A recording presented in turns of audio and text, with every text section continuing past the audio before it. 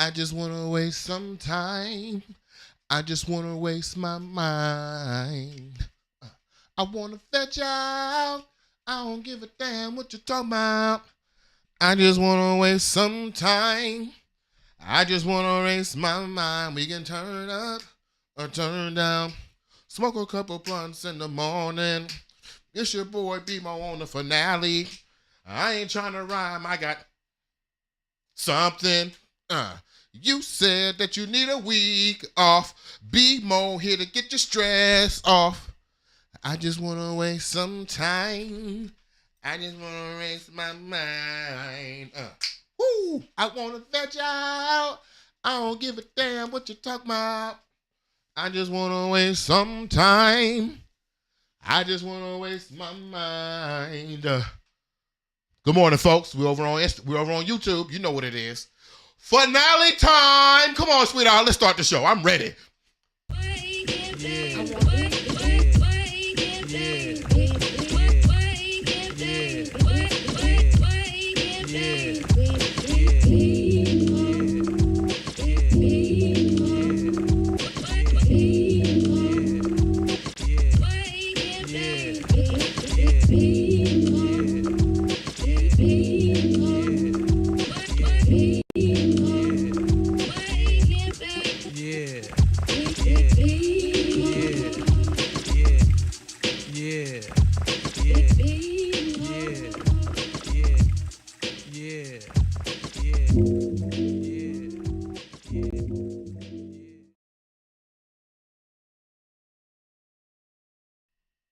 Good morning, good morning, good morning, good morning, good morning, good morning, and good morning. Welcome back to another episode of Tuesday and Thursday, 8 a.m.-ish. It's the finale, so you better watching this bitch. Wake and bake with BeMo. Shabba. Lady of the house, Sweethaht. You know what time? You know what today is, right? Mm-hmm. It is the finale, season 4 finale of Wake and Bake with BeMo. Good morning, all to the people. I want to make sure we're sending a special shout out. You know what? Before we even get started, I want to make sure I'm saying good morning to the 48 episodes of my season, okay? To the silk cap of my protective style, okay? To the shower curtain that well, I don't like that. I don't know if do you diffuse my light? No. To the amplifier that powers my light. Good morning to the lady of the house. Good morning, sweetheart. Hey, sweetheart. How you feeling? You know. I know. Well, I do know. We have been talking since like 5 o'clock this morning. I do. Mm-hmm. I do have an idea of how you're feeling this morning. I do want to give a reminder to the people who are on Instagram who are excited about the season finale of Wake and Bake with BeMo. Come on over to YouTube, okay?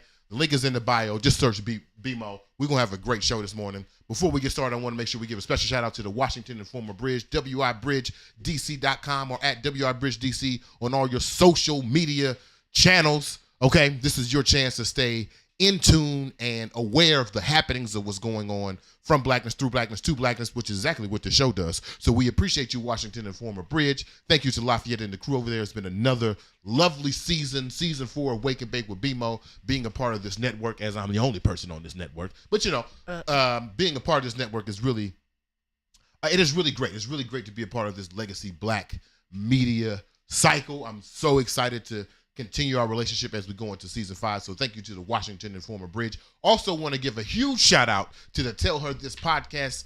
Make sure y'all go to tellherthispod.com or at tellherthispod on all social media platforms. Make sure you tell my girl Rochelle, who's doing some performances at, oh Lord, one of them theaters where the musicians be at. Okay, is it Signature Theater? No. One of them joints. You all go find Rochelle on Instagram. Sweetheart, if you don't mind, let's play a little clip of the Tell Her This podcast before we get more into this morning's final topics of season 4. And there will be times where people know, like people within a family know I'm right, but no one will stand up for me. And at the end of the day, it's just like, they showed up like they always do. Anyway, disappointing. That really definitely hurt really bad. You know, you want your family to fight for you? I did. I thought that maybe somebody would. I will never lie about that. And that's what hurt. It did not. They did not. They never do. You're listening to the Tell Her This podcast, a storytelling podcast for women, available now on all podcast platforms. Rochelle, we appreciate you for allowing us to show this clip over on our show, Wake and Bake with BeMo. I think it's so important to hear the stories of women firsthand so you can know what the fuck going on with this other gender. I mean, you'd be surprised, man. You'd be surprised the lack of support and love that black women, actually, you shouldn't be surprised about the lack of love and support that black women feel, but that's if you've been paying attention. If you haven't been paying attention, make sure you go to Tell Her This, the podcast. Also, before we get started, I want to make sure y'all go over to the new Blueprint newsletter as we get ready to take a season break, and I promise you this season break will not be 8 months like the last season break, but as we get ready to take our next season break, I just want to direct people to the newsletter because there will be a lot of writings and machinations that are happening over there. I'm kind of excited about it to transfer this particular medium using my mouth over to using my hands, and I'm very excited about it. In the kink community, I think that would be a downgrade. But in this community, I am very excited to get over to the new Blueprint newsletter. If you need the link is on the screen right now, or BeMoBrown.substack.com. It is $5 a month. If you need the scholarship, just let a nigga know. It's not that deep. I'd rather you know than you give me $5, okay? We getting to a point that maybe I don't even need the $5 no more. Is that the capitalist in me that want to keep the $5 up there? Anyway, sweetheart, we got some great topics this morning. We got all the shout outs out of the way? Yeah, I think so. Okay, for sure. New Blueprints, Tell Her This podcast. It is the season 4 finale of Wake and Bake with BeMo. We do have some interesting topics this morning. Oh, we got Channel 22 in the house that say you're, and Natalie said grand finale, BeMo and Lady of the House. Oh, we got some comments from the people. Yeah. Okay. Are they saying good morning on the finale though? No, I'm they're just not looking saying. at you. Huh? They're not saying good morning. Not yet. It's okay. Wow, this is 4 seasons. This is the completion of season 4. There's been one consistent rule here. Say good morning to the lady of the house. What's understood and gotta be explained. I don't know. So can you I think that's Nico. He said that's what the "you're" mean, bro. Okay. It's a collective. I got it. I feel it. Got I'm with you. it. I meet you in context. We're there. We have some great topics we want to talk about this morning.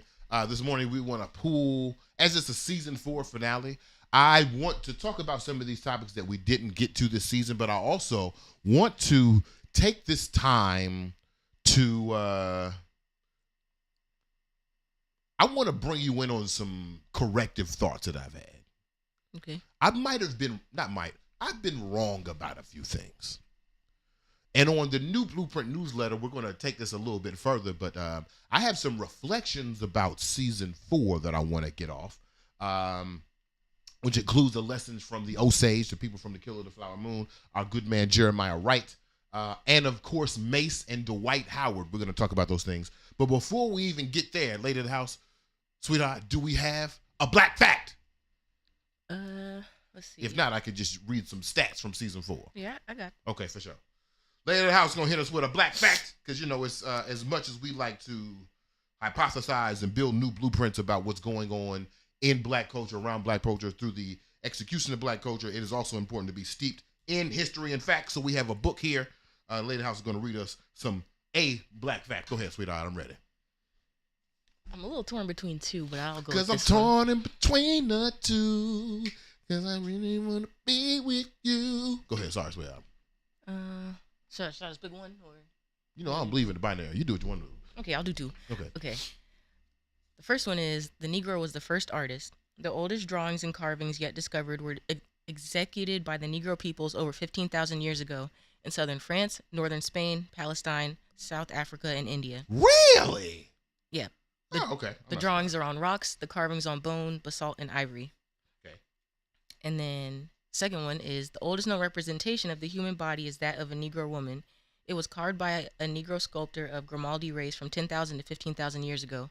It is called the Venus of Willendorf after the place in Austria where it was found, and it is in the Vienna Museum. So what I heard you just say right now is that niggas have been the originators of art and the original muses of art. Yeah. What the fuck is white people doing? What are white people? Oh, building nations that don't exist and they're trying to take people out their land. Anyway, we're going to get to that this morning. Thank you, sweetheart, for that amazing black fact. I think it is one of the things that we've been pulling on from season 4 is this idea of the aesthetic philosophy, which is the idea that there is in art, there is a separation between form and function, and that separation between form and function and the value of form over function is actually a result of whiteness, is a way that we can infuse more capital into a system. Because if I can say to you, Sweetheart, you draw me a picture, right? Mm-hmm. Right? You draw me a picture, and it's a picture of your grand aunt, right? Yeah. And if I say to you, the way that you drew this picture, how you were touched from the heavens to use the methods of artistry and paintbrushing to put this on the paper, I can then convince another foolish motherfucker that the Lord influenced you to draw this picture, instead of you just trying to make homage of your aunt. Right?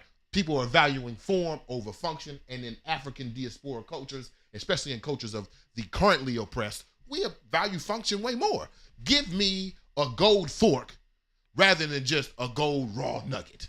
You know what I mean? I'd rather eat with my gold, then melt it down and make my own money, do what the fuck I want with it, because I want form and function. So when you tell me that Negroes, black folks, melanated people have been the origins of art making and also the origins of muse making, what have white people been doing?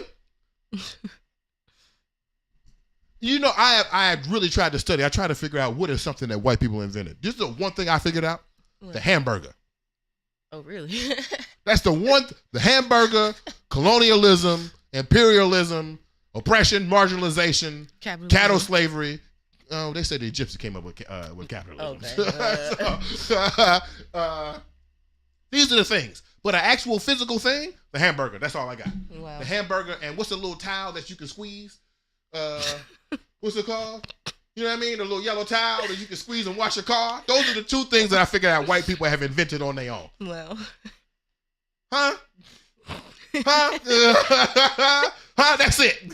They ain't make paper. They ain't make art. They ain't make bad bitches. They ain't make house party. They ain't make Marlon Wayans. They ain't do nothing great. Thank you, Sweetheart, for that. That's how we started. That's how we started. That's how we started this one. It's the season 4 finale. All right? I want to fetch out. I don't give a damn what you're talking about. I got my velvet on, goddammit. We got some comments. I got my velvet and my new chain. Hair long, singing, what's up, people on Instagram? I see y'all. Good morning. Make sure y'all come on over to the YouTube, okay? We want you to see the whole face. I want you to see all the velvet. Good morning, Kayla. I see you over there. Nicholas Gaines. I see you, baby. It's actually our anniversary, ain't it? Let's Talk Bro anniversary. What's up? Mitch's Library said he got the first $1,000 for the BeMo for Mayor DC campaign. They ain't ready for me. They ain't ready for me. I'm smoking blunts at the debate. What? Mm-hmm. I'm rolling up during the debate. I'm on one this morning. We got some comments, Sweetheart. It's the season 4 finale. I'm giving the people everything I got left. This is it. This is it. Nico said, we calling the first sculptor of a black woman Venus is crazy. Crazy. Rochelle said, that ain't her name. No. I know damn well that ain't her name. No. Rochelle said, good morning, Lady of the House and BeMo. Hey, Rochelle. Morning, Rochelle. Hey. Chris Allen also said, good morning. Come on. Hey. I'm talking getting out. I wonder if I will. On Moss Media, that's Owen. What up, right? Oh, yeah. Good morning, man. He said, velvet for the finale. Peace and greetings, family. Hey. It's the finale, baby.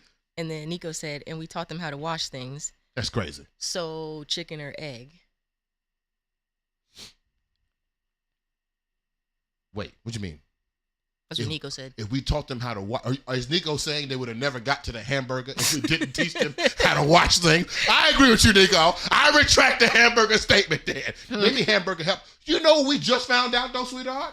Betty Crocker's not a real person. Yeah. It was a contest. Betty Crocker is the outcome of a national contest in 1920. And I bet your bottom dollar that Betty Crocker was created out of the need to create a white aesthetic of Aunt Jemima. Tell me I'm wrong.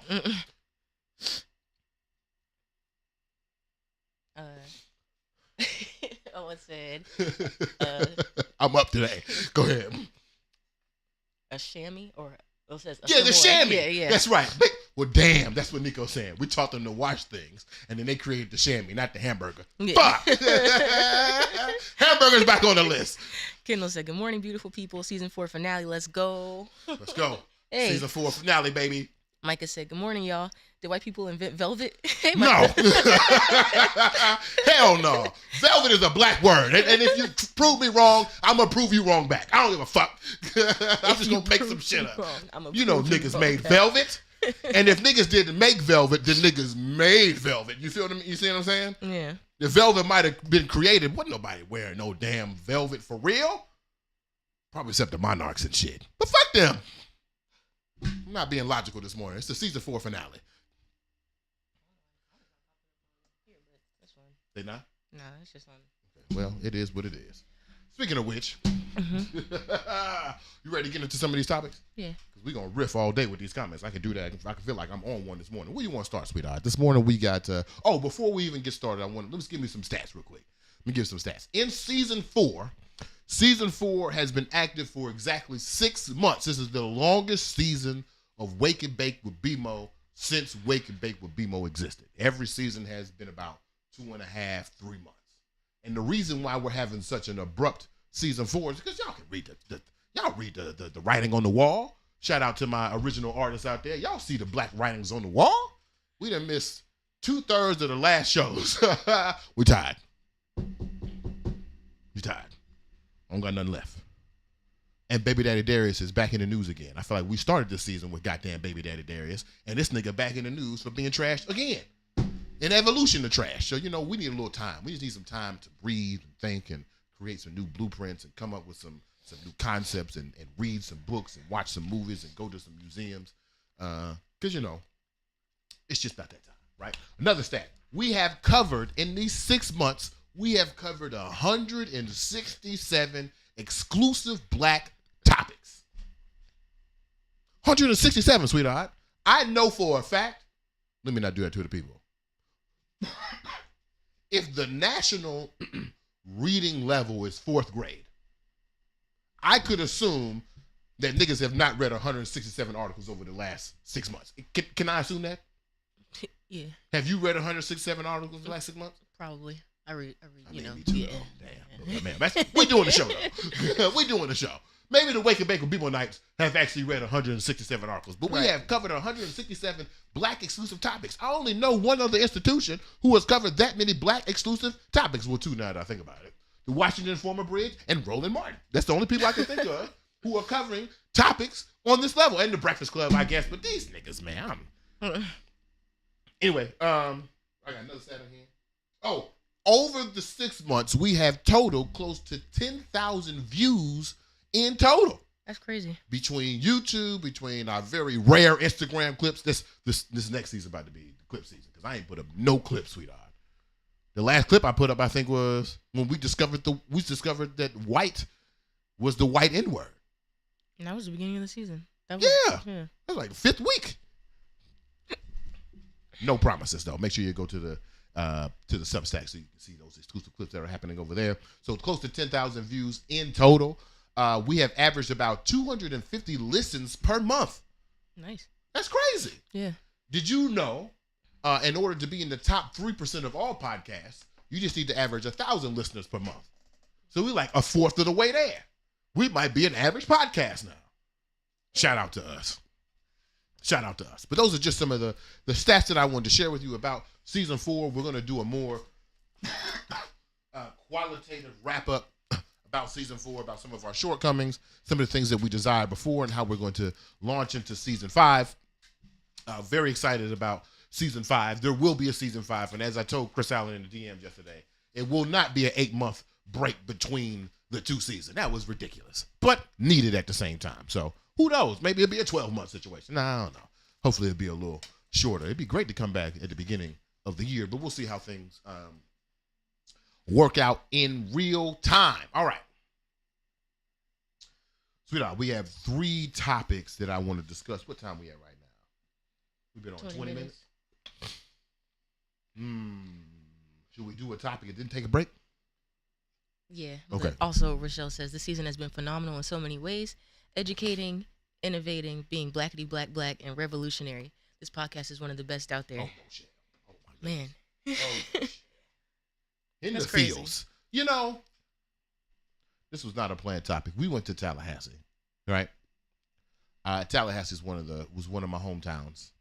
And while in Tallahassee, I was texting a few friends that we went to high school with. And one of my friends said to me when I moved to Tallahassee, which would have been the second semester of my junior year in high school, I spent a legit 300 days in Tallahassee as a person because I spent the summers in Myrtle Beach. So didn't spend a lot of time there. But in my time there, a friend of mine told me while I was in Tallahassee, just driving around, reminiscing, being on my nostalgic shit, a friend of mine told me that for her, I introduced race to her on a very real level. Mm-hmm. Like we, as black folks, we learned about Martin Luther King and Malcolm X, and we learned about the struggles of the Jim Crow and slavery. But like the formal school system doesn't prepare us to take those, what seems to be nebulous ideas, and put them into practice on your daily. Like you, right now, lady of the house, me, people on the other side of this camera, you are dealing with how to express your blackness in a country that has expressively told you to get that black shit out of here. But oftentimes we don't get taught actually how to use that in real life. So a friend of mine told me that. Then a lady of the house followed up and said I was the blackest person that she knew. Yeah. And so while I appreciate what you said, Rochelle, and I appreciate what my friend said in Tallahassee, and I appreciate the lady of the house, I feel like I owe y'all an apology. Why? Did Morpheus apologize to Neo after taking him to the Matrix? So it was just like, get over it, nigga, you free. You think Harriet Tubman apologized to that baby she knocked out to try to escape the plantation? Or was like, nah, nigga, you free now? Are you asking me? Yeah, I'm legit asking you. Like, do you think Jesse Jackson apologized to the King family for not being outside when Dr. Martin Luther King got shot? Or are they like, oh, we got the Voting Rights Act now? Like, what is the protocol for introducing you to the trauma that leads to your liberation?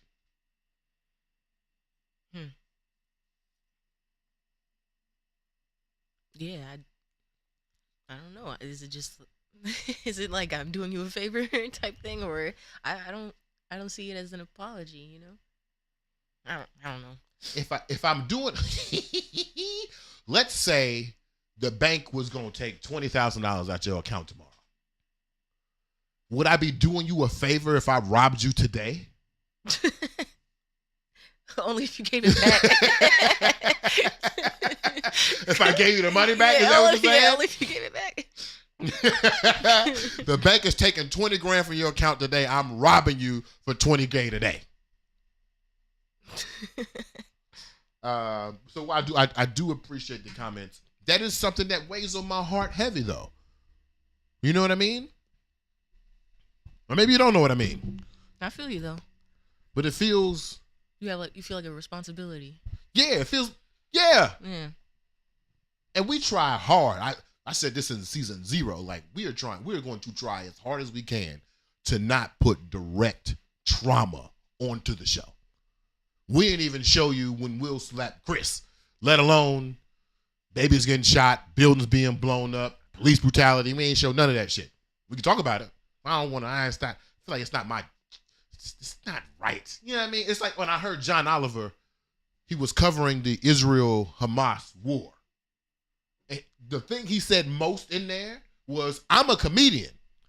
He said it like 7 times. I don't know if this is appropriate to come from a comedian. And while I'm not a comedian, niggas think I'm funny. And I definitely feel like this particular expression of myself is more entertaining, more introductory, and not necessarily as cerebral and pointed and strategic as like the New Blueprint newsletter or the Brain Trust or some of the other, the Dirty Magazine. Some of those things are a little more cerebral and deep in the situation. So I apologize, but nigga, get on the train. Is that how it worked? Yeah, Owen said, I'm sorry for doing what it took for you to be free, but you're free now. Get over it. Yeah, exactly. Get over seems a little insensitive. I feel like you got to be like, oh, yeah. Maybe there's some, is there post-liberation counseling? It's got to be, right? And then Kendall says, what Rochelle said, this is without a doubt my favorite podcast. Keep going. Y'all don't even know how important the work you're doing is for Black people in predominantly white spaces. Low-key was a driving force for me standing up to my racist supervisors and going full-time with videography this year. So thank you both. Oh, wow.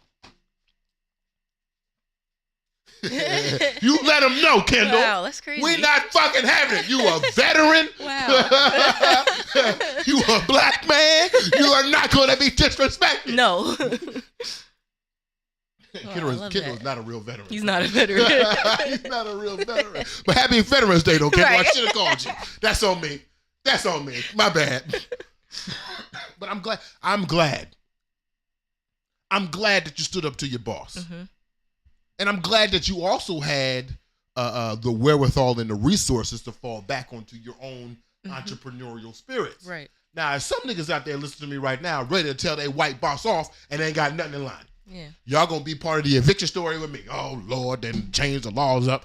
I don't know what to do about that. That's why I feel a little...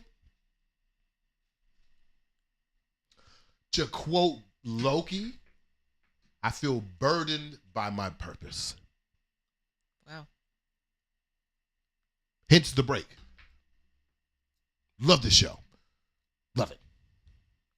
One of my favorite things to do. Hardest thing I got to do. Man, live broadcasting is hard as fuck. But one of my favorite things to do. Huh?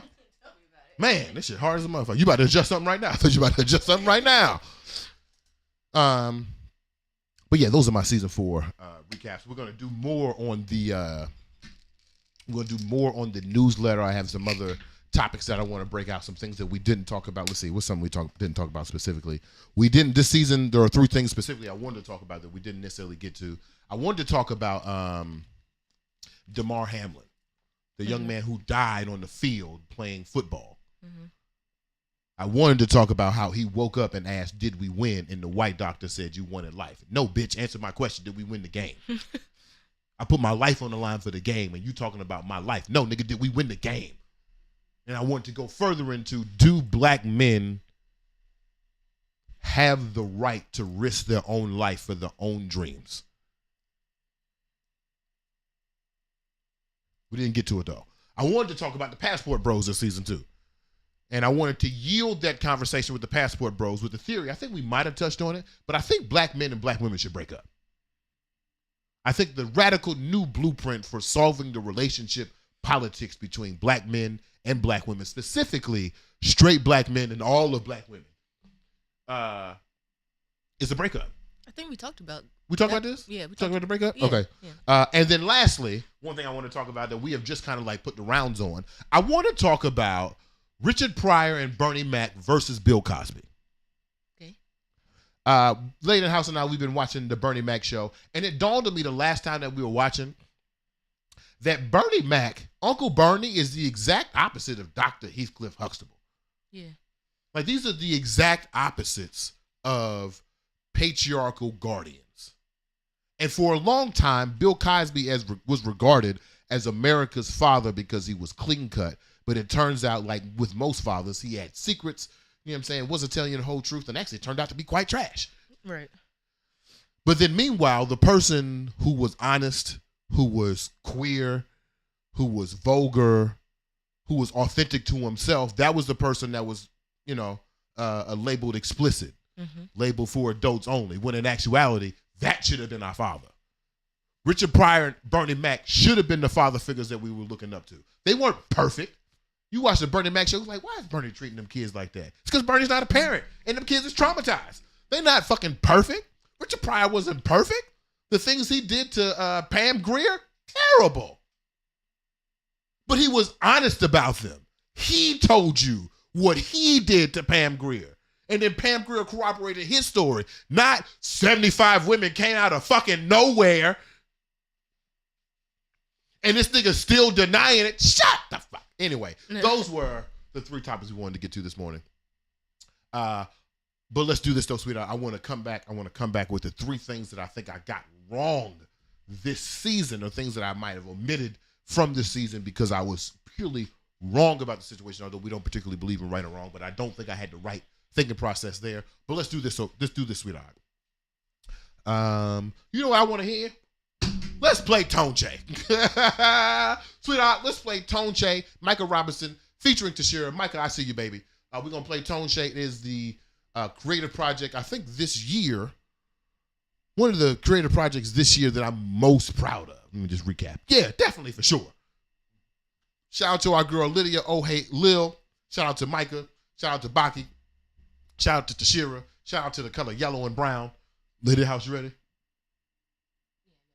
Okay, we're going to play Tone Che. We're going to play the whole video. We're going to be right back with more Wake and Bake with BeMo. Make sure you come back with your blunt manifestations. Get your blunt rolled, okay? It's season 4, y'all. Sometimes. Wait, you just start playing. Yeah, sorry. Go ahead, sweetheart. Let's start the video.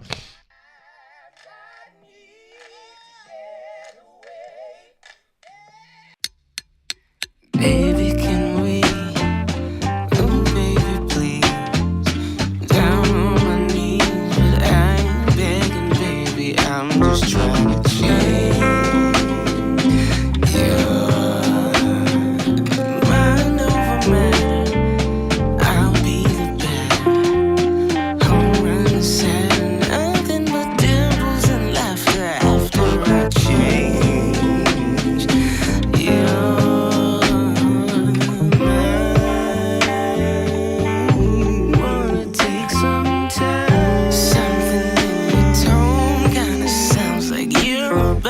Change,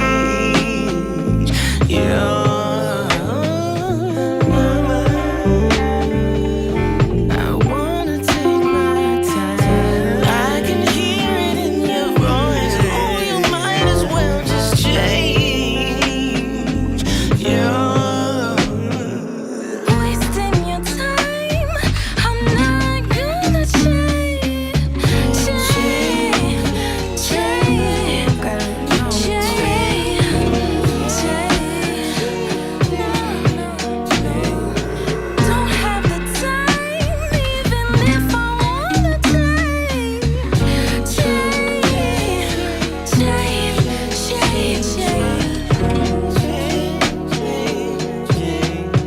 Maybe for a little while.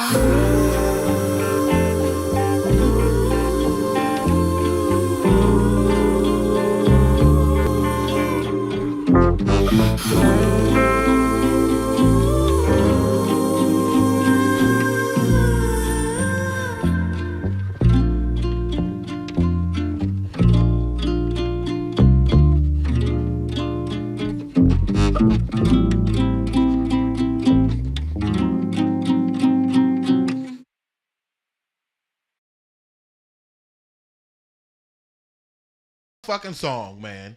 Right? Jesus. Every time. Every time. Every time. I mean, I do like to be on my solitude vibes, but like every time, man. I have to sing it every time. Jeez. I'm so glad these mics ain't on while the song playing. Or are they? No. Okay, good. That'd be embarrassing. Me playing Micah, you playing Tashira. I was like, bro, what you talking about? Rochelle said Tone Che is song of the year for me. Excellent. Right? Drew said, good morning, BeMo lady of the house. Hey, Drew. What's up, Drew? Kendall said, this song video really is special. Right. You know, as Drew gets on, the song is special. I don't want to invalidate. That's very true. The song is very special to me. But like, I just thought about something. Natalie on right now? I believe so. Natalie in Africa. She also said it's not morning there, so. Yeah, it ain't. Yeah. What time is it that morning? Hey, is the king there? I'm playing. Drew is in from Texas. Mm-hmm. Kendall coming from Denver. Mm-hmm. Natalie in Africa. Yeah, that's crazy. Cadero in California. Right. What the fuck? What the fuck, man? Right. Wow. What the fuck? And Micah, you in Southeast? Lord. And we in Hyattsville. And we in Hyattsville. We all over the world right now, baby. Drew said, today I'll be coaching a middle school debate team for the first time, and I'm going over our old debate notes. Oh, that's cool. Yeah! Hey, man. Just don't have what's that girl name? Don't have a Rakaya on the team, okay? If somebody got stage fright, find out day one. That's the day of the damn debate. This young lady, she gonna tell us while we on the stage, sweetheart. They done gave us the topic. And of course, it's her turn to do the opening. She gonna lean in. First debate, she gonna lean in and be like, yo, I have frightening stage fright. I'm like, we like, what? What? Oh my God. And then she went up there and gave the wrong debate. She didn't say anything in practice. Anyway, let's get our blunt metaphor because I'm still mad about it. I'm still mad about it. I'll put that in the slow stories along with the step team, with the stroll team. I mean, all right, it's blunt manifestation time, sweetheart. It's Tuesday. It's a season 4 finale. That means you're going first. All right. No, I'm prepared if you don't got nothing yet. I was just gonna make something up. Let's see. Manifestations. Okay. Great end to the year. Positivity. I like to manifest safety, happiness, abundance, health, peace. What else? Strength, courage, and wisdom. That's my Michael McDonald version of it. Thanks for that. Okay, I have some very specific things. Okay. I need to manifest about 20K. Yeah. Now, this sounds wild. This is not like the random 4K that I asked for and then randomly received, or the random 2K that I asked for and then also randomly received. This is a 20K that is specifically for the infrastructure of the new blueprint brain trust. Jesus, so many things. Parlor, newsletter, brain trust. The new blueprint brain trust. We have been awarded a pretty significant contract to do some work. Only problem with that is that niggas don't really get their first real check until April. So I need to find an investor or a loan or a grant, or one of you Wake and Bake with BeMo Nice is about to cash at me $20,000. Like, I need that type of situation to make sure that this business can start on the right foot, and I can get niggas paid as soon and as frequently as possible. There's some niggas on the brain trust on the line right now. Y'all fine. Don't worry about it. The money will be there. Don't worry about it. I just want to manifest the 20K so we make sure that we got the situation. We manifested we needed a car, and one of the Wake and Bake with BeMo Nights hooked us up. Shout out to them. Shout out to them. I don't know if they want us to put their business out there, right? But we appreciate that Lexus, okay? If it's one thing I'm going to do, I'm going to pop up in a random luxury car. This is true. Yeah, we had the BMW for Tallahassee. Had a BMW in Tallahassee. Had an Audi. Was broke down for a little while. I think I told you the story about how I bought the Audi to change niggas' perception of me. And it worked. It worked like a motherfucker. And actually, I feel like the BMW was on some manifestation shit because that wasn't even intentional. It wasn't. It wasn't. We was going to go down there in a Versa. It was not a Versa. It was a Hyundai. We was about to go down there in a Corolla, nigga. Ended up rolling down in style. And it cost us less gas. We appreciate that. And we had to pay for the upgrade. We had to pay for the upgrade. Don't got to pay for the tolls or nothing. All that is on Turo. We appreciate that, Turo. Shout out to Turo. Shout out to our manifesting Wake and Bake with BeMo Night. Anything else I want to manifest? And I want to get back to, I want this courage of consistency, because now that season 4 is coming to a close, the thing that we're going to have to do now is produce and put up these clips. I know that in one of the clips I said that the cure to this insecurity that I get from content creation, the cure to that is abundance. So I definitely want to lean back on that abundance, get back to that confidence, get back to writing. We got a whole bunch of new blueprints that are already written up. We got a whole bunch of clips that are already ready to go. I just didn't have the energy to do so, but now that season 4 is coming to a close, I'm manifesting that we have that energy, we have that consistency. Or, as I like to say in the words of NDRE, strength, courage, and wisdom. What are the people manifesting? I want to know the manifestations, y'all. Definitely put your manifestations into the chat. This is your final blunt manifestation of season 4, but this is not the last manifestation in your life, baby. What's up? It's about the debate team, but I'll say that afterwards. Okay. Drew says, I manifest coaching this team goes well. Last time I worked with kids, it wasn't a good experience, but I want to give back to the community and help the little ones. Okay, good. And then he also says, These kids be hard, man. Yeah. It's a very altruistic task, but that shit is hard. Mm-hmm. Not as hard as live broadcasting, but that shit is hard. Well, actually, it might be way harder than live broadcasting. Yeah. Imagine being a live broadcasting teacher. Jesus. Oof. Was that a teacher on observation? Damn. And then he also said, I manifest winning my competition in December. Nice. I want to do a lot, like host a block party of local black talent in Dallas. Hey, let us know. Yeah, that's popping. We can pull up. And then he said, talking about the debate team, that's not what happened. She got on stage, said the wrong opening, realized it, and broke down crying. That's exactly what the fuck happened. She did not have the emotional maturity to say, hey, I have stage fright. She didn't. She did not say that. She did not say that. I think she said that after we got back to Sloan, we just were staring at her like, what the fuck? What the fuck? This is our time. Anyway. Another story for another time. Okay, sweetheart. In season 4, I feel like we've done a really good job capturing the thesis of what are we supposed to do with this thing called black? Mm-hmm. Right? We've been talking about that, man. I wanted to be very, especially in the beginning of the season, I wanted to be very intentional about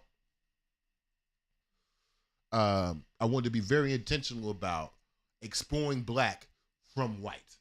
Mm-hmm. If we can get rid of white, then maybe we can understand the placement of black as a culture after we have been separated from marginalization, oppression, et cetera, right? What are we once you take away the oppression and shit? Are we still good? Are we still strong? Are we talented? The Toni Morrison point, right? Mm-hmm. And there's a question that you and I have been asking since season 0, which is basically, what are we supposed to do with these niggas with money? And Sweetheart, when we were watching Killers of the Flower Moon, and we talked about this on the last Thursday show that we did, which was like 3 weeks ago, and we tried not to break into the topic because I feel like I wanted to break into this topic a little bit more. We're trying to get rid of race by getting rid of white and then finding a cultural place for black. So when we asked the question, what are we supposed to do with niggas with money? How come you and I didn't take that same approach? We attacked the niggas with money instead of the niggas without money. I think the question we should have been asking, Sweetheart, the more powerful question is, what are we supposed to do with niggas without money? What do you mean? I asked you this before. We talked about this off camera, but like, who taught us that being poor was a bad thing? Now, BeMo, what the fuck? What you mean? Okay, yeah. Redlining, environmental justice, lack of capital, inequity in education, fucking environmental hazards. Okay, all those things are involved in the thing that we call poverty. But let me ask you a question, Sweetheart. And we talked about this on the road. When you see a farmer, what class do you put that farmer in your head? Do you put him with the elite, wealthy class? Do you put him in middle class? Or is this person seen to be more of the poverty class? I mean, my answer is different, but yeah, your answer is different. But like, right, most when people. we see as you see a farmer, fucking overalls, no shirt, straw in mouth, on a tractor, what are your thoughts?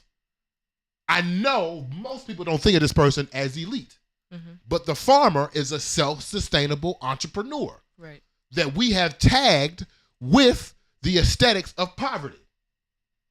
So if you see somebody living out in the middle of nowhere in a house that's not big, on a piece of land, and they're self-sustaining by eating the food that they grow, the tags that we see in media, the tags that we see in society say that this person is of the poverty class. Right? I'm saying this to say I'm poor. Later, I'm not gonna put that on later house. I'm poor. And there are factors of poverty that are forced upon me, but I don't look poor. Right. I got on velvet and a new gold chain right now. I don't look poor. But the facts of the matter is, according to the U.S. Treasury Department, according to the Economics Department, according to the United States government, the money that I make puts me in the poverty class. And therefore, I am tagged with all the things poverty. right? I'm tagged with being lazy, uneducated, unmotivated, a laborer. I know no cap. Don't need to be in a union. Like, this is my tag as an individual, as someone who has been categorized as poor. And so I want to make in this conversation, I want to make a very distinct I want to make a very vivid distinction between the things that are placed on poor people, like environmental inequities, education, lack of value, societal issues, homelessness. I want to separate those things, right? Just for a moment, if you can, just take those things out of the conversation. Even when you take those things out of the conversation, there is still a stigma on people who don't have money. Yeah. Why? Who taught us that? Play the Flowers of the Killer Moon clip.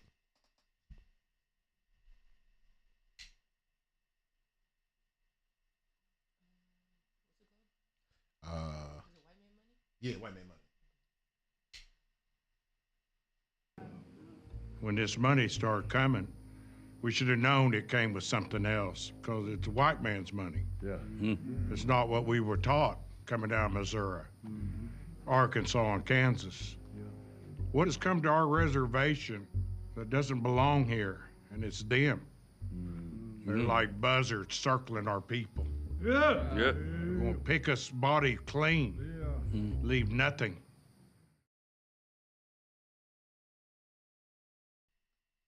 Ready?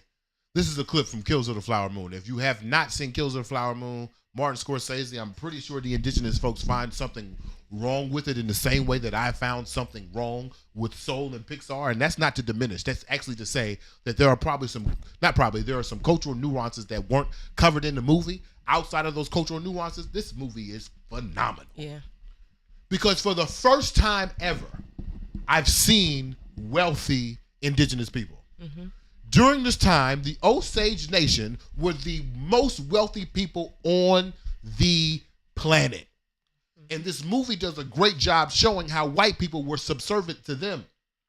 They were their servants. They were their cooks. They were their butlers. They were their drivers. They were everything to support these Osage people until systematically they started killing them off and taking their oil money. And there's a particular clip in this movie, the clip that we just saw, in which the elders have a meeting.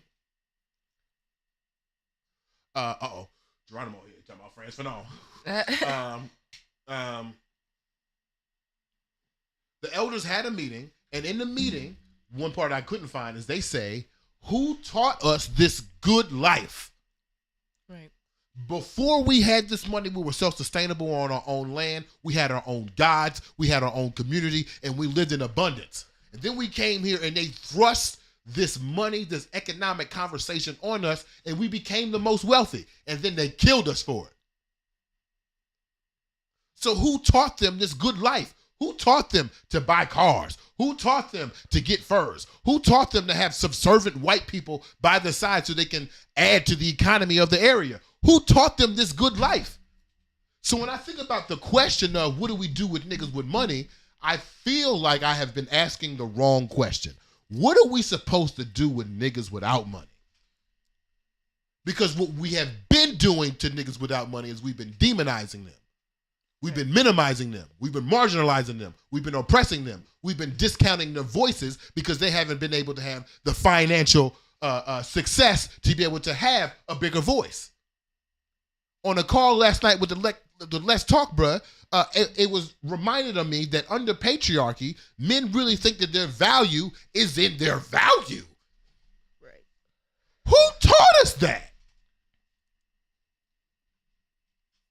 So, yes, we should be raging against inequitable education. We should be raging against environmental injustice. We should be raging against redlining because all of these institutions thrust inequitable economics onto the poverty class. But at the same way that we should be raging against them, we should stop raging against individuals who are shopping at Aldi. We should stop raging against individuals who wear fake jewelry.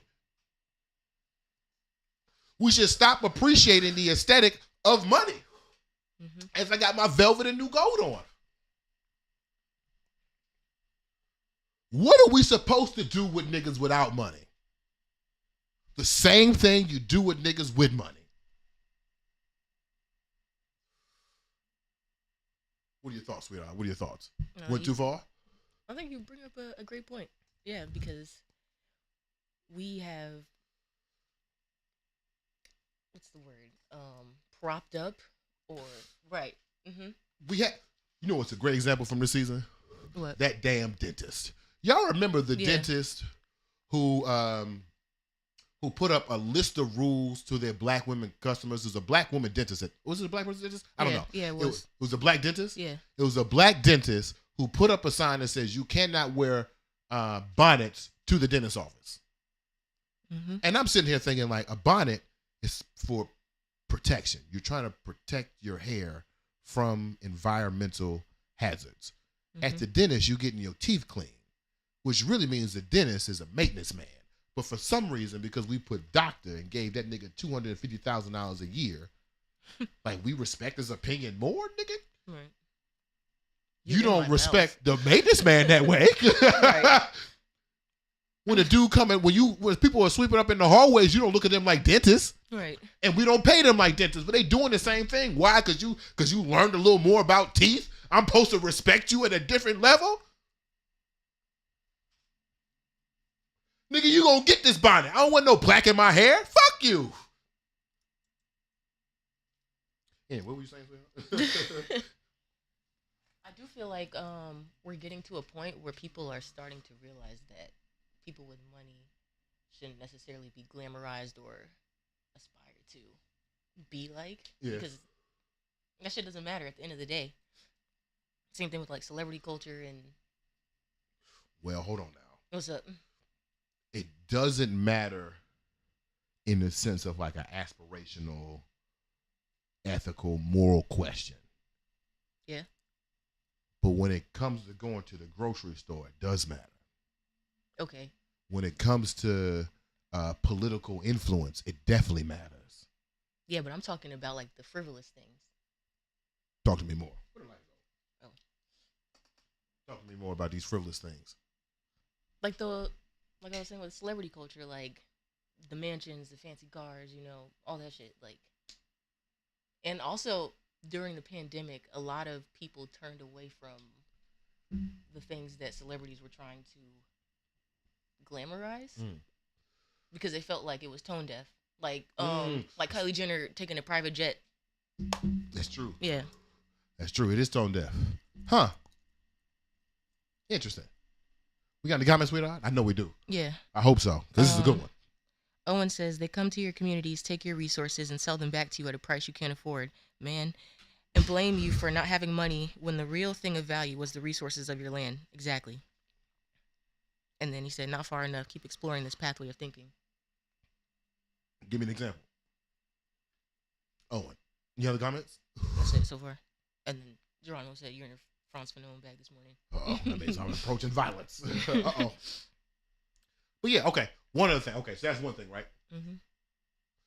We've been asking the question, what are we supposed to do with niggas with money? I also want to begin asking the question, what are we supposed to do with niggas without money? How do we activate them? Mm-hmm. Or as we talked at the beginning of the season, I put out the new blueprint theory, the talented 90th. I feel like 90% of our people are already equipped with the tools, resources to liberate themselves. They have just been socialized into thinking that those resources are not actually of themselves. To what Owen said, they've been taught to realize, they've been socialized to think that their natural resources are the things that are the least valuable to them. Mm-hmm. Therefore, let me go outside of my community and bring things in here and then sell the things that are actually naturally important to me. Right. Love that. Second thing though, sweetheart. Speaking about it matters. We don't talk about sports much on this show, which is fine, because I feel like sports is a very divisive conversation. But there is a show that has been taking the sports landscape by storm, and I have been a fan of this show. And It Is What It Is with Cameron and Mace. in season 3, we might have talked about it, but I definitely remember when I was doing research for Superman, there was a conversation happening in sports media called new media, in which athletes and non-journalistic people were controlling the narrative of what's happening in sports. ESPN is no longer the monopoly monolith of how we talk about sports journalism. And it's not even ESPN and FS1.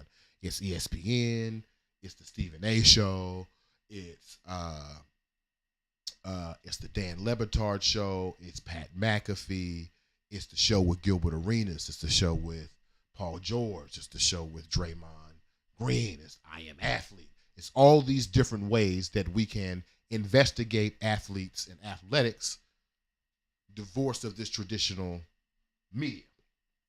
And so in this time, Cameron and Mace, who are two hip-hop people who often talk about sports, hip-hop is often kind of like a cousin to sports. We're married in that particular way. Cameron and Mace have this show, It Is What It Is. And outside of the semi-revolutionary new media format of sports journalism, the thing that Cameron and Mace have brought back to the forefront of black culture is pause. No homo. A verbal indication to let you know that I am not interested in other men sexually. Regardless of my Freudian language, regardless of my sexual innuendo that may be directed towards you, I have to say pause to let you know that I'm not really gay. And on one hand, I have been keying, sweetheart. You didn't see me on the couch. I have been keying every time Cameron says, that's wow, whoa, wow. Keying.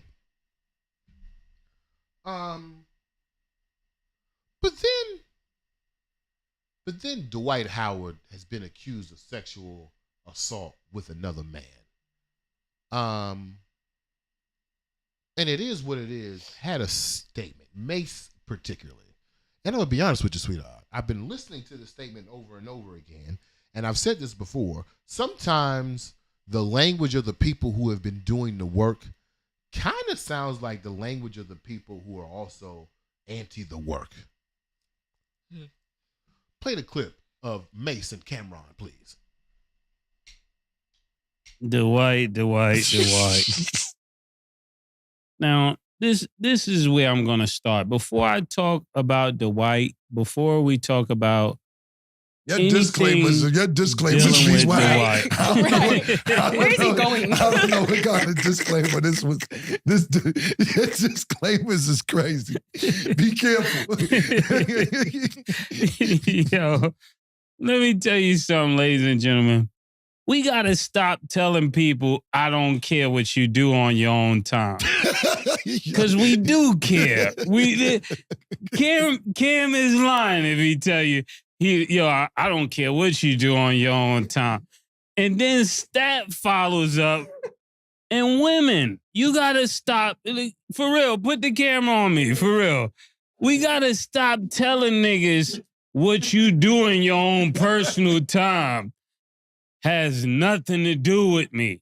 It does, my nigga. If you call, come on, man. Yeah, it does matter. It does matter. Those are the lies that are going on in society. We tell people it don't matter, but behind your back, it matters. Yo. And that's what we got to first start off by saying. Like, you hear Stat saying this, because what people do in their bedroom, that's between them. Not necessarily true, but I understand. You get what I'm saying? Because you telling them it don't matter, but then it does matter. And anybody watching this knows it does matter. Even to people that participate, it matters. Because people will say, oh, it don't matter. And as soon as they find out, they're outing them, so it matters. Yeah. You know, and when it comes down to making money off the story, it matters. When it comes down to who dating you is going to matter. when it comes down to if we're gonna look at Cam, but it's good to camera on Cam. When it comes down to if you're gonna be in the locker room with them, it matters. Because there's about 30 teams that did not sign Dwight Howard because it matters. So let's dispel that. So I want to remind you that It Is What It Is a show who is quite popular for intentionally trying to separate themselves from homosexual behavior. I don't want to call them homophobic, but also remember that Mace is former preacher within the Christian. What's up, Sweethaht? The camera stopped, but it's back. We good? Mm-hmm. Okay. Also want to remind you, so while these individuals are doing as much as they can to separate themselves from homosexual activity, also want to remind you that that Mace is coming directly from the black church, very conservative, very not pro-gay. Again, don't want to necessarily say homophobic, but and here Mace is saying that it does matter.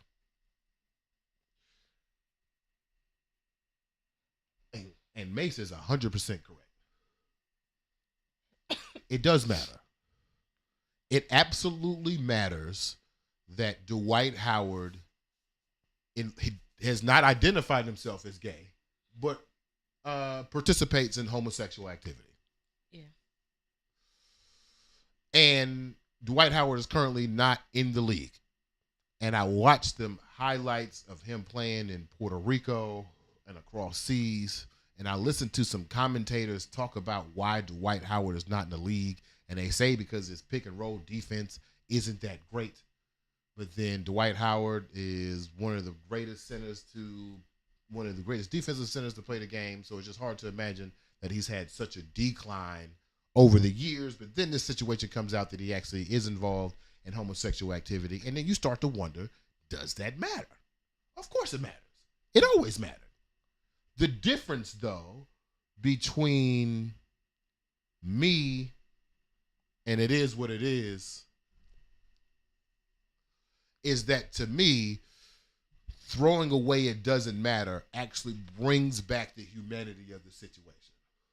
Mm-hmm. When you begin to deny someone's entire or parts of people's identity, you're not doing them a favor. Yeah. You're marginalizing them. You're oppressing them. You're telling them that part of your identity doesn't exist to me. Mm-hmm. Because if it did exist, maybe I would want to be as far from it as possible. Right. But what we need to get to the point is that it does matter. You are gay. You do involve yourself in homosexual activity. And it doesn't affect your job. It doesn't affect your character. It doesn't affect your morals. It doesn't make you less smart. It doesn't make you more dumb. It doesn't make you more apt to crime. It doesn't make you a pedophile. None of that. Ironically, if you involve yourself in homosexual activity, if you are gay, if you are queer, it is what it is. Mm-hmm. I see what you did there. I see what you did there. We got any thoughts? Oh, I put this on the thing that I've been thinking about wrongly because I've just been keying at the pause thing. And that's how, there's one thing I learned from sexual assault culture, right? In that pyramid they showed during the Me Too era, right? The pyramid, at the top of the pyramid is the worst sexual assault crime you can have, right? But at the base of the pyramid, one of the very bottom things is locker room talk. How the fuck does locker room talk connect to the big R? How? Because you are inviting an environment that willingly discards someone else's identity. When you say it doesn't matter, it's like if you walk up to somebody and say, man, I got pulled over by the cops. I think it's because I'm black. And somebody said to you, oh, that don't matter. Yeah. Your blackness don't matter in that situation. Man, I'm having a hard time buying a house.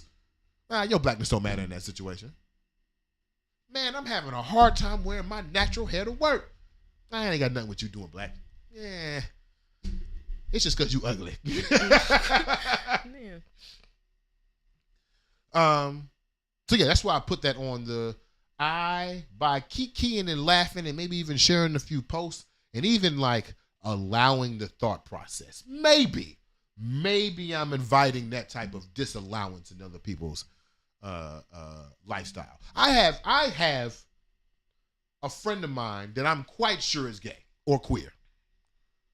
But and I think this person has come out to everyone around me, but has not come out to me. And I keep thinking, what am I doing that doesn't make this person feel safe that they can come out to me? When they come out to me, it'd be one of the happiest days of my life. I just want to hear it. I just want to hear it, and I want to hear him say, I want to be happy with another person, instead of constantly being alone and just lying in my face. But I feel like he came out to everybody else. So what am I doing? Am I pausing? Am I locker room talking? What are you doing? Are you pausing? Are you locker room talking? Are you disallowing people's identities without even knowing it? Just something to investigate. What are your thoughts, sweetheart? That's interesting though about your friend. I don't know. We got any comments?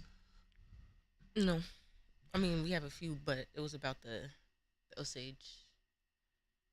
You want to read them over now? You want me to? Let's wait till we get to the burning question of the road. So keep those questions in mind. Keep those comments in mind. Okay. And then because we're running on time. That's what it is. And then the last thing I want to talk about, put up the picture of me and Barrio. As this Israel-Palestine thing happens, as we are coming to 2 terms removed from Barack Obama, the people can't see, but if we turn the camera around, I have this big portrait of Barack Obama right, like in front of me is a TV.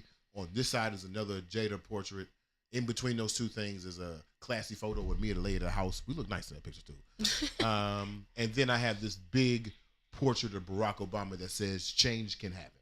And it's not even like, a paper in a frame. It's like, no, it's like a piece of wood. Yeah. It's heavy. It's a heavy piece of art. In this picture that you see, and then we just had the 15-year anniversary of the Barack Obama campaign, in which if you looked on like social media, you see anybody who's politically involved or anybody who was close to politically involved, we all have connections to Barack Obama. I marched with him. I worked on the campaign. I volunteered. I was 17 in the office, 18 first vote. It was crazy on campus when I voted for him. Like, there's so many connections to Barack Obama. And I have been thinking about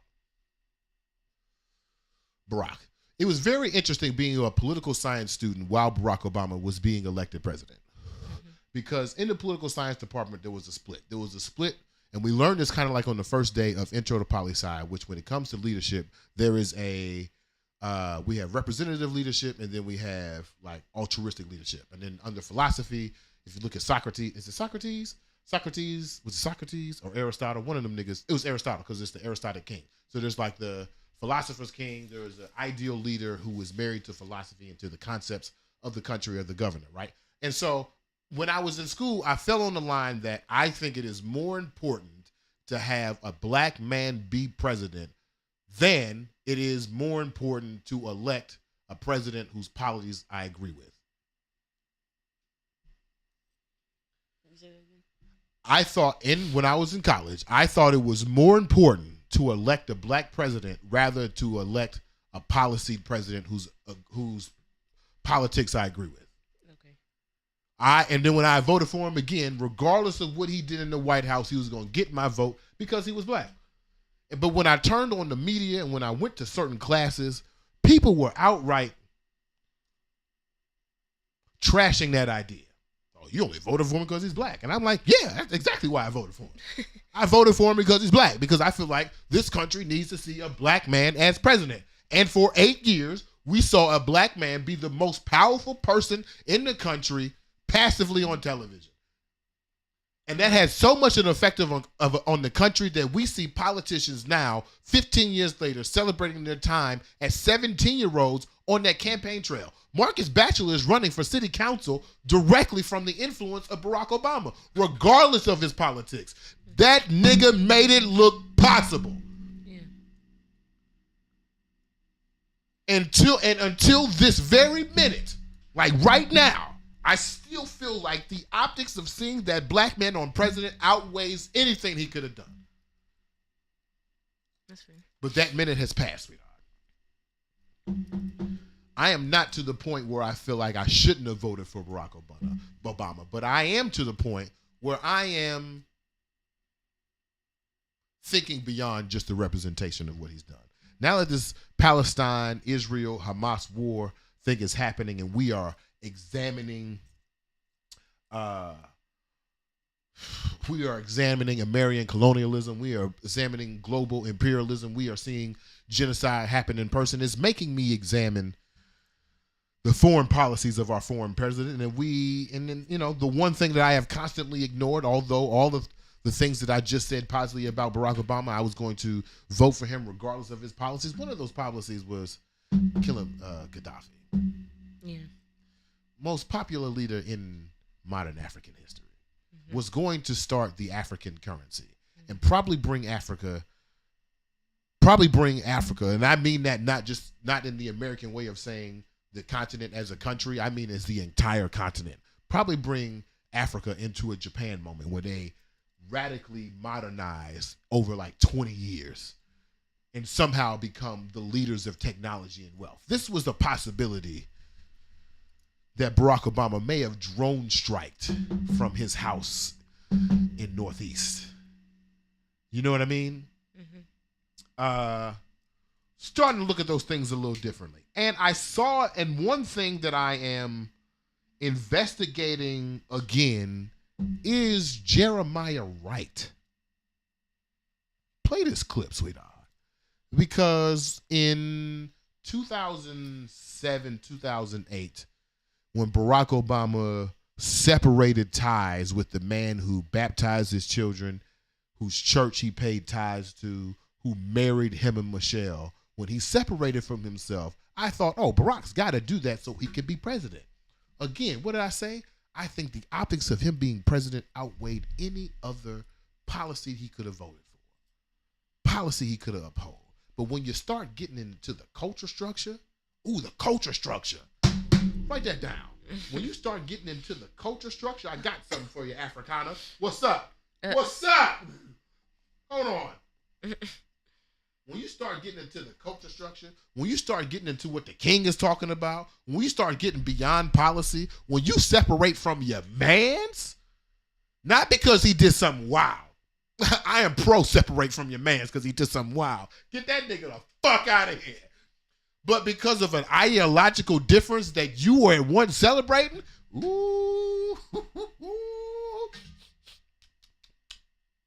what's the definition of bootlicking? Play the clip. They came to do to us. It doesn't make them right. But what they perceive is we've been doing the same thing now for a long time in various parts of the world. We've been doing the same thing around the world? We've been, you want a list of the countries that we've bombed and invaded over the last 25 years? What? Some of the things that we have done in the firm, honest belief that we are advancing the cause of justice, human rights, and freedom and all of that are not perceived that way by the people that we've bombed. I offer you Panama. I give you Haiti. Take Cambodia. What about Iraq? All right, well, a lot to discuss with those countries. I heard Ambassador Peck on an interview yesterday. Did anybody else see him or hear him?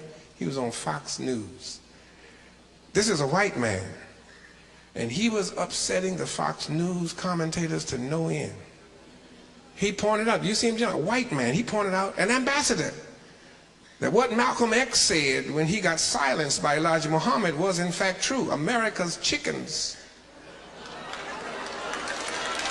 are coming home to roost. We took this country by terror away from the Sioux, the Apache, the Arawak, the Comanche, the Arapaho, the Navajo. terrorism. We took Africans from their country to build our way of ease and kept them enslaved and living in fear. Terrorism. We bombed Grenada and killed innocent civilians, babies, non-military personnel. We bombed the black civilian community of Panama with stealth bombers and killed unarmed teenagers and toddlers, pregnant mothers and hard-working fathers. We bombed Gaddafi's home and killed his child. Blessed are they who bash your children's head against a rock. We bombed Iraq. We killed unarmed civilians trying to make a living. We bombed a plant in Sudan to pay back for the attack on our embassy, killed hundreds of hard-working people, mothers and fathers who left home to go that day not knowing that they never get back home. We bombed Hiroshima, we bombed Nagasaki, and we nuked far more than the thousands in New York and the Pentagon, and we never batted an eye. Kids playing in the playground, mothers picking up children after school, civilians, not soldiers, people just trying to make it day by day. We have supported state terrorism against the Palestinians and black South Africans, and now we are indignant because the stuff we have done overseas is now brought right back into our own front yards. Violence begets violence. Hatred begets hatred, and terrorism begets terrorism. A white ambassador said that, y'all, not a black militant, not a reverend who preaches about racism, an ambassador whose eyes are wide open and who's trying to get us to wake up and move away from this dangerous precipice upon which we are now poised. The ambassador said the people that we are wounded don't have the military capability we have, but they do have individuals who are willing to die and to take thousands with them, and we need to come to grips with that. When I was a young boy, and I was definitely in the church, in the Baptist church, in listening to my preachers and reading the Bible myself, I had made the self-assessment that I think God is the God of the oppressed. And I remember when we moved to Tallahassee and we went to a white church one time, me and my mom was kind of looking at him like, this seemed weird. Yeah, it is different. And so Jeremiah Wright has been, I didn't know Jeremiah Wright at 13, but Jeremiah Wright has been described as a black Christian who teaches that God is of the oppressed. And so my rethinking of the situation, if Jeremiah Wright is saying these types of truths, and I'm a Malcolm X type nigga, damn, what a hypocrite I was to vote for Barack Obama but be a Malcolm X ass nigga. And then to learn, and also not maybe learn, to realize now that Barack Obama separated himself from this real ass nigga shit. And maybe in an alternate, timeline or universe, Barack Obama was Jeremiah Wright's president and not the president that we got. Yeah. And so I've been reconsidering that. I've been rethinking that. Maybe I was wrong. Have I gotten to the place where I think we shouldn't have voted for Barack Obama? No. I don't think most of you niggas are there. Maybe you are. I don't know. Maybe I'm not that type of revolutionary yet. We'll get there. What are your thoughts, y'all? A lot of things were said. Yeah, he did say a lot of. Jeremiah Wright said a lot of things. Yeah, he said a lot of things. This is in 2001. Oh, okay. After 9/11, it's not too many months after September. Yeah, right. It's not too many months, so this shit was still kind of fresh. Yeah. Okay, I wonder if they was playing baseball again yet. You know what I mean? Man, probably not. Probably not. But yeah, I wasn't even. You weren't able to vote? Yeah. I'm sorry. Yeah, right. So I can't really speak to that aspect. But it is hard to, I guess, confront the truth, but it's definitely necessary because... Here's the second half of that. So while I just described that Barack Obama did some questionable things during his presidency, and now that he's in the culture structure, some things that I definitely disagree with during his presidency or leading up to his presidency. While I'm in the culture structure, and I know death and war are very gigantic things, but the thing I actually think I'm most mad at Barack about is that he got me to like him. Damn. And at 18, voting for my first president, it made me think, oh, I'm supposed to like my president. I'm supposed to like the person who I'm voting to get this job. And I think that mindset reverberates through anyone who voted for the first time on Barack Obama. That you got a charismatic, good-looking, young, personable president. Generally for everybody. Even McCain was like, that's a good man. We just disagree on politics. Right. There are not a lot of people who didn't vote for Trump who saying that's a good man. We just disagree on politics. I'm wondering if he's to blame for my socialization, my social condition, to make us think that we got to like the nigga we voting for. I would almost rather he had just gone with Jeremiah Wright and people just liked him less. Then we would just known, at least I would have known, you don't like the nigga you supposed to vote for. Oh, you know what I think it is? What's up? It's because he was black. He had to be likable. He had to be likable? He had to be likable. So when I run for president, you ain't going to like shit about me. So when Mitch says he putting the first 1,000 up for the mayor campaign, you ain't going to like shit about me. I'm smoking blunts. I'm not wearing suits. I might come with some crust in the eye. If my man can show up to Senate looking like an asshole, looking like a raggedy, loose-clothed asshole. Didn't he have with flip-flops and socks on and cargo shorts and yesterday's hoodie? Y'all know what I mean by yesterday's hoodie. That's not a brand. I mean a hoodie you wore yesterday and it's a little loose still. Oh, you're not new blueprint. You're not gonna like me. All right, let's get to some comments and then. Because it's the season 4 for now. We'll be going a little long. That's all right, though. Season 4! I'm almost out. I'm giving the people everything I got. I will not have a voice after today's show. Okay, should I start from this topic? Start from the top. Because the topic is I got 3 things wrong. Then I gave 3 examples. Okay. That's how I did it in my head. So I'm going to go back. Yeah, go back. Okay, Kendall said, I just got back from Italy, and I thought it was refreshing that people put more value on what they did than the amount of money they made from those things. Studied, in that same vein, studied a YouTube creator named Nima Tang, and that was one of the things that's jumped out to me when I was watching her videos. She said when she came to America, she was so surprised that people define beauty by what you put on your face and not the quality of person that you are. Right. So it doesn't surprise me. Kendall, you look good in Italy too. You look good in Venice, man. That shit look nice. You see the pictures? No, I haven't seen them. Oh yeah, man. You look nice, man. You know what they gonna do. You know how Kendall gonna do. I'm just not going to Venice with my phone. Right. Nah. You look good, man. But I am not surprised that the people of Venice are like, oh, how do you add to society? I think camera live stop.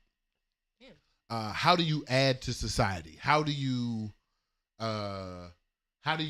act as a member of a community, not how much money do you have? Mm-hmm. I agree with that. I like that. I like that. Owen said, we begin to value the way they survive without money. We think without money means death, but they still survive. You poor and I'm poor, but somehow, that's one comment. Okay, for sure. And then the other one is, you poor and I'm poor, but somehow we still produce things of value in mass for the masses that get consumed with vigor. Yeah. Scarcity is a capitalistic visage. Are we back?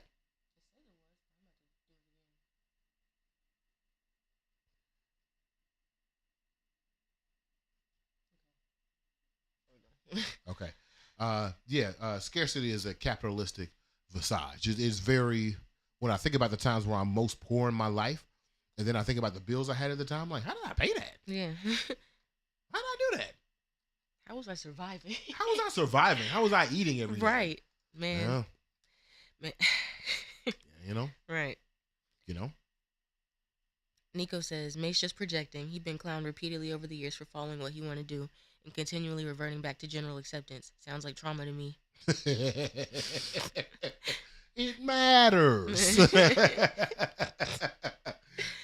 He also said, Mace is trying hard as hell to be accepted for real, so he seems acceptable to conservative values / expectations. Then he says, I'm sex preference blind. I don't see the gayness. LMAO. Read the second comment. Okay. Mace is trying hard as hell to be accepted for real, so he seems susceptible to conservative values and expectations. To be accepted is to be susceptible of conservative values and expectations. Season 5. Season 5. Because niggas is really conservative. Keep going. We know this. You know this. Yeah. I know this. We all know this. But somehow we are liberals and progressives. He says, also, my gay friends say pause more than anyone because it is funny. And then shrug. Owen says, who presents as agreeing with their political ideals that actually has a chance of winning an election and impacting change in the ways you would like to see? What was the first 2 words of that statement? Who presents? Oh, nobody. Nobody. And that's why I feel like it is. We watched Jury Duty. If you haven't watched Jury Duty we went off again. I guess the camera tied. If you haven't watched Jury Duty on Amazon Prime, which is on Freevee, or on Bootleg, which I highly recommend, they do like this Truman Show style Jury Duty, which is one dude doesn't know what's going on, but then they have a whole bunch of actors around him who do know what's going on. Anyway, some of the toughest decisions they have to make in the early of Jury Duty is figuring out what they're going to eat. Yeah. 12 people want 13 different things. And you think a nation can agree to like one person? Right. We all don't like The Rock. I just saw some Rock hate the other day. Like, damn, we don't like The Rock? It's not unanimous on The Rock? I saw a comment that said The Rock always trying to hide he black. I'm like, who don't like The Rock? Baby girl, Canary Yellow, right? Yeah. You come for me, and my daddy come for you. And he don't come alone. He gonna bring my uncle too. She's 7 years old. Yeah. Freestyling. I'm reading the comments. She ain't write that shit. Damn! We know. Right. But we can't all agree on Canary Yellow? Right. That's a 7-year-old girl rapping with yellow glasses on. Right. She sounds 7 with a 7-year-old lisp, and with somebody in the comment like, she ain't that tight. Like, damn. And we all gonna agree on one nigga as president. This is what I'm saying. This is how Barack has set us up. Everybody's like, oh man, change can happen. He black, he cool, he smokes cigarettes, he got a black wife. Man, I pretty much like him except for the hard racist. Right.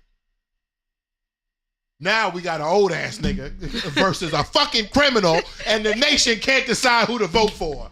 The old man, obviously. What the fuck is going on? Don't know. I blame Barack. I'm blaming Barack for leaving Jeremiah Wright. Because had he just told the white folks, you know I'm really black, right? I'm not like just the skin, like this nigga baptized my kids. Like, no, I'd have been in his house. We keep the good China out just for the preacher. He the preacher. No, I fuck with Jeremiah Wright. Get over it. If he had just told niggas that, I don't think the backlash would have been Trump. I think we just got a regular white man. Like, this nigga over here tripping. Don't you want Pete Buttigieg or whoever the fuck it is?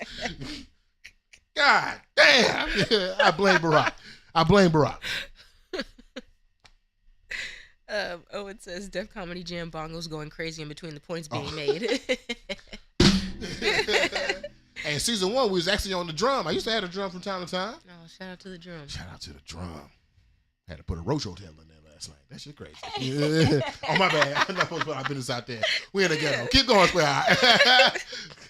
Geronimo said, this is why I laugh when people complain about the southern border. What are we talking about? Keep going, baby. Okay. And it says the same argument can be made for Bill Clinton. Black people love Clinton because he was quote unquote cool and played the saxophone on the Arsenio Hall show. Right. Meanwhile, this nigga got the fucking crime bill, locked all our goddamn uncles and OGs up. But we like, go ahead. Right. He our first black president. Crazy. He our first black president. Ooh, that's crazy. Our kids gonna ask us questions. Right. Didn't y'all say Bill Clinton was the first black president? Huh? Damn. Geronimo says, and then when he got jammed up on the Monica Lewinsky scandal, we loved him even more. SMH, LOL. It's true. Niggas ain't shit though. That's why. He did get jammed up. Maybe because niggas be getting jammed up. What's he supposed to do? What I'm supposed to do, man? What you want me to say? And Kendall said, this is why I don't vote, LOL. Hey, look. Also a choice. Right. Also a choice. I blame Barack. God damn it. It's ghetto out here. Now the country literally confused. Polls every day. They neck and neck. Trump winning. How? I have not heard a campaign stance from Donald Trump yet. I ain't heard no platform. I don't know his tax situation. I don't know what he's gonna do in foreign policy. I don't know his approach on education. I don't know none of that shit. And somehow this old ass nigga who actually has been getting shit done, we don't know. We don't know because we don't like him. So what? Damn it, Barack. All right, sweetheart. It's time for the final burning question for Roach. Yeah, this voice almost gone. I'm pushing it. Okay. What was your favorite moment of the season? My favorite moment from this season? Yeah. Well, the first moment that popped in my head when the maintenance man came. Well, that's the first thing that popped in my head when the maintenance man came. Let's see here. Let's scroll through because I have a document here that has all of our topics from all of 2023 actually. Let's see here. I like our new process of voting for the Paul Roach and Negro of the Week. We have nominees and then we vote for our final person. I like the idea of having a Paul Roach and Negro of the Year, but we'll put that we'll get there. Early parts of the season, I really enjoyed destroying whiteness. And when we get to clip season, I think that'll kind of reinvigorate that. That'll be fun. And then what's another moment that I appreciate?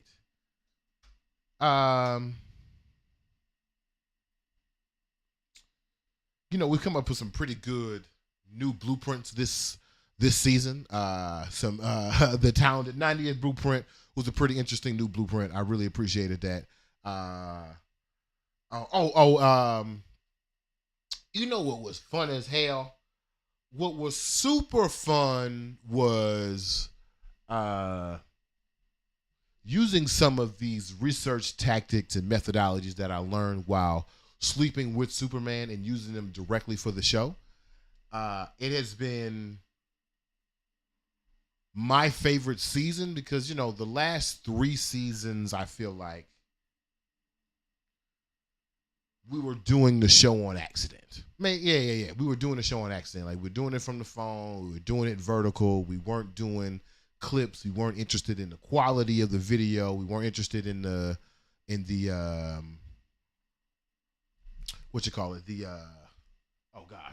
audio quality of the video is all as well. But then somewhere in the middle of season 4, in which you'll probably see through the clips, we see I have a stronger interest in making this a more visually appealing show. I like the idea that we're on YouTube more than any other platform. We try to do the Instagram thing, but it is what it is again. You feel me? So yeah, those are some of my favorite parts from this season.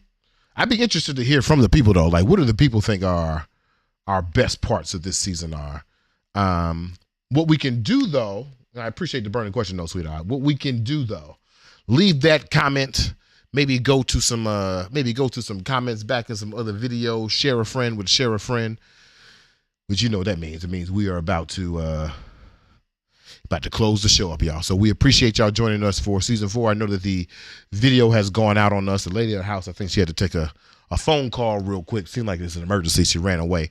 So we appreciate y'all for joining us for season 4. As always, you can catch the instant replay right here on YouTube and X, or on Facebook if you're into that thing. Hey, listen to us where you listen to podcasts. Definitely go tell Rochelle what's up. Tell her we appreciate the tell of this podcast. Tell Michael we said what's good. Go listen to Tone Che. Go listen to Space. Go listen to the Antisocial Social Club. Go check out my man Owen. Go read the Washington Informer Bridge. Go listen to some podcasts from us. Go listen to the Blue Notes. Go subscribe to the new Blueprint newsletter. We appreciate y'all. Season 4 has been amazing. We appreciate the support. We appreciate the love. We're going to leave you with Black Boy Joy, as we always do. Thank y'all. Thank you, thank you, thank you, thank you, thank you. This thing would not be possible without y'all. So, Wake Up, BeMo Nights. Take a stand. In the meantime, listen to WPFW on your time off. Try to keep your mind clear. Stay away from drama. I love y'all. Here's the Black Boy Joy. Too bad you can't see me. That'd be great to see me. What a way to end the season with technical difficulties. Crazy. Oh well.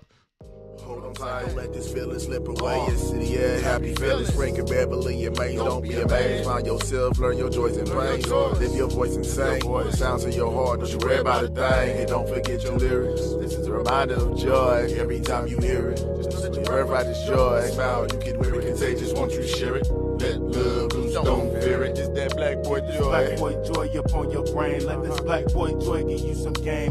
Black Boy Joy, get up again. And Black Boy Joy through all the pain. And Black Boy Joy, say it again. One more time, get this Black Boy Joy up on your brain. Let this Black Boy Joy give you some game. Black Boy Joy, get up again. And Black Boy Joy through all the pain. And Black Boy Joy, say it again.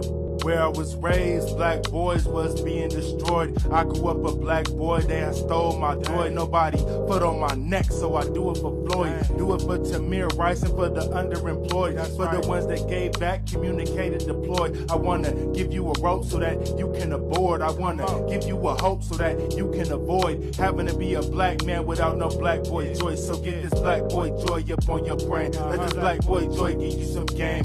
Black Boy Joy, get up again. And Black Boy Joy through all the pain. And Black Boy Joy, say it again. One more time, get this Black Boy Joy up on your brain. Let this Black Boy Joy give you some game. Black Boy Joy, get up again. And Black Boy Joy through all the pain. And Black Boy Joy, say it again. For us, it's easier to go to jail than to go to college. Rather us be entertainers than be getting knowledge. They funded our own genocide. The word is power. Killing niggas in every song. I think it's coward. Easier to act tough when you in doubt, because the world incriminates us. Cause we in doubt. Are we afraid of our own kind? And it's really wild. I think they got us backwards, but I figured out it's easier to fit in than it is to stand out. So I'm Black Boy Joy when I'm cruising around. And I'm Black Boy Joy fresh hitting the town. And I'm Black Boy Joy dancing, cleaning the house. And I'm Black Boy Joy when I go for a hike. Been Black Boy Joy since I was riding a bike. My son Black Boy Joy, and that's crazy to me. I was miserable growing up, I really hated it, G. But the world is much bigger than I was able to see. So get this Black Boy Joy up on your brain. This Black Boy Joy give you some game. Black Boy Joy, get up again. And Black Boy Joy through all the pain. And Black Boy Joy, say it again. One more time, get this Black Boy Joy up on your brain. This Black Boy Joy give you some game. Black Boy Joy, get up again. And Black Boy Joy through all the pain. And Black Boy Joy, say it again. Smile.